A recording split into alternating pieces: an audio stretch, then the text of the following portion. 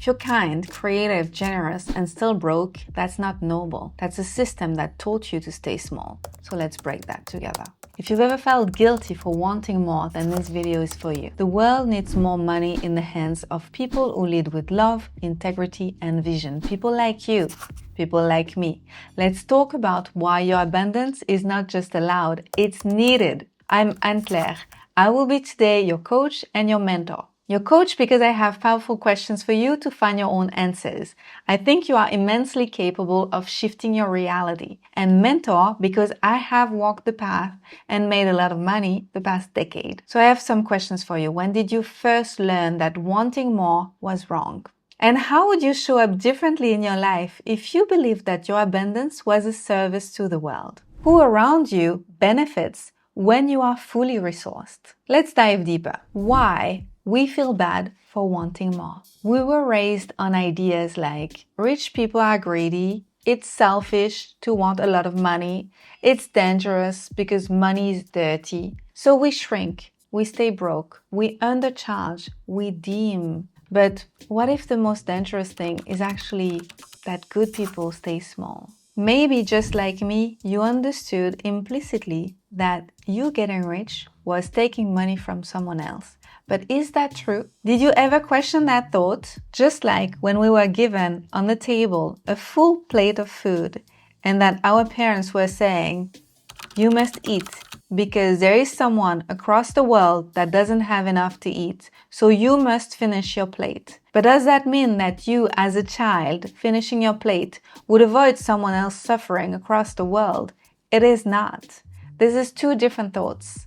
So you being rich today, do you think it's taking from anybody else? That's not true. You being rich actually shows what is possible and might, and let me tell you, will inspire people around you to also generate more value. And the money in the hands of the right people will multiply infinitely. Grab your notebooks. Questions for you. Which money beliefs from your upbringing are you still carrying without questioning? And how have these beliefs limited your opportunities or impact? What would you dare to want if you didn't feel guilty about it? Take your time. You might want to pause this video and dive deeper. You with money equals more impact. When you have more money and a good heart, you hire people and treat them well. You donate, you invest, you make it circulate, you create beauty, you create jobs, healing, art.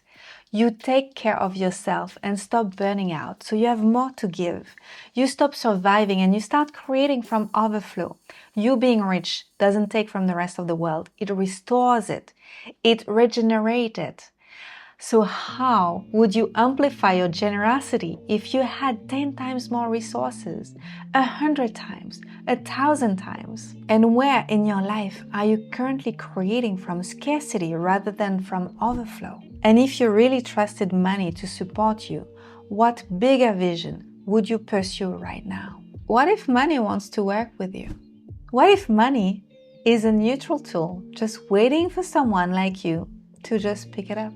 And what if your fear of being too much is the exact thing keeping the world from receiving your gifts? Money isn't the root of evil. Disconnection is. What you do with it, with your wealth, reflects who you are. So if money were your ally, how would you collaborate with it? In what ways are you unconsciously pushing money away? And what's one belief about money that you are ready to rewrite today? Let me share with you a little bit about how my wealth has impacted people around me. I've been able to finance people's study. I've been able to help people move. I've been able to help people with their medical bills. I've been able to spay, nurture, and make safe so many animals where I live in Bali. This is amazing. I used to think that I was small. I'm actually a short person in height. I used to think that facing the problems of this world, I was such a tiny person and I saw so many people suffering around me. But the truth is, I'm really big. My wealth is so much bigger than me. Yes, it impacts my life, my quality of life on a daily basis. Yes, I get to have a beautiful house and make amazing choices for myself. But my choices also impact people's lives. And this is something that I didn't expect.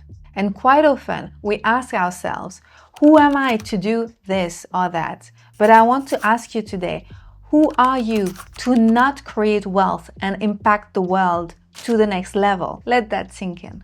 There's so much I want to share with you today. So what would you create if you had 1,000 times more money? Who would benefit? And what part of you still believes that being broke means being good? That's twisted. What does your next level of giving look like once you allow yourself to receive more? Well, I'm curious to read your comments. So what would you do with more wealth right now? Let me know. And if you're ready to heal your relationship with abundance from the heart, subscribe to my channel. That's what this space is all about. You being rich doesn't make you selfish. It makes you resourced. So you can contribute without depletion, serve without resentment, and create without fear. You being rich is actually a gift to your family, to your clients, to your community, to the collective.